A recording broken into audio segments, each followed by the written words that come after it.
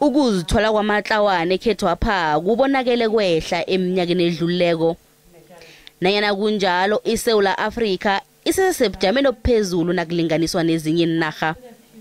iSouth Africa nezinye inarha eziyizombelezileko zibe nomthelelo omkhulu wokubelethwa kwabantwana ephasini lonke. Iimbalobalo zamhlapha nje zitshengisa ukuthi ukuzithwala kwamatlawana enarheni le kukhuphuke ngamaphesenti ali-10. Kanti lapha sikhuluma ngabantwana abaphakathi kweminyaka eli-11 ukuya kweli-18 obudala. Ngomnyaka ophelileko iSouth Africa itlolise amasana adlula ku-1 million.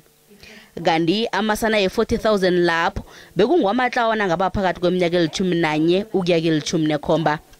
Iimbalobalo zenarha lezithi nanyana bonina labantwana bangaphasi kweminyaka yobudala nje kodwana bathuthukile ngehlangothini lokutlolisa abantwana babo eminyangeni wangekhaya kungakadlula amalanga ama-30.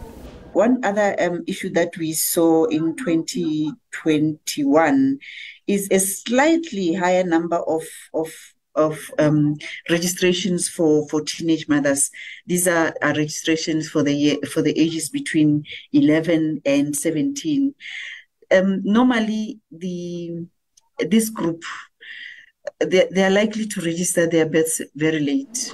Iimbalobalo zenarha zitshengisa ukuthi kanengi imininingwana yaboyisela abantwana aba ayitloliswa.